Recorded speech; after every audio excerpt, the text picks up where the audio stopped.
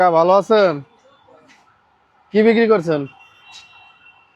মুড়ি চানাচুর মিক্স করে দেন তো, আমার একটা বানাই দিন তো। দেন, একটা তৈরি করে দেন আমার। এবার দিলাম চানাচুর, এবার হচ্ছে মুড়ি, তারপরে এটা কি এটা? টমেটো, এরপরে শসা, সর্ষের তেল। হ্যাঁ, ভালো করে ঝাঁকিয়ে তৈরি করতেছে কাকা। কাকা এই বয়সে আহ, চানাচুর মুড়ি বিক্রি করতেছেন। দেশের বাড়ি কই কাকা? কুমিল্লা দাউদকান্দি। আহ,